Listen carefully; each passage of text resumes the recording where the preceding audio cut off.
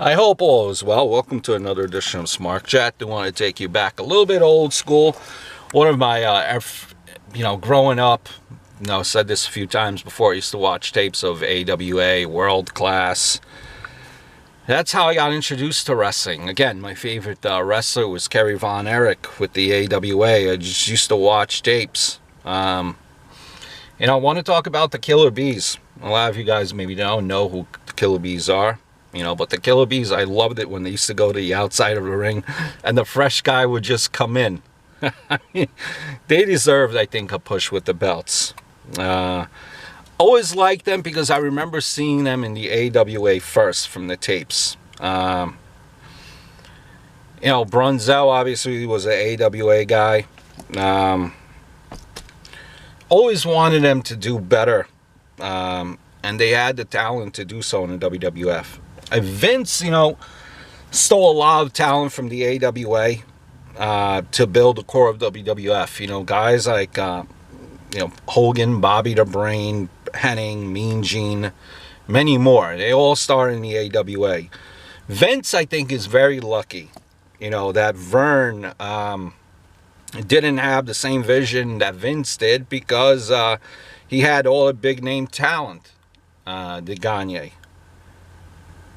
He had that talent, Vern Gagne, to make the takeover work.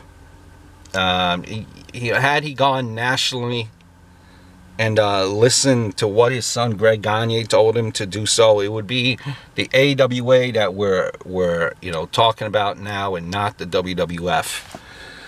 Different time, different place, different discussion for sometime down the road.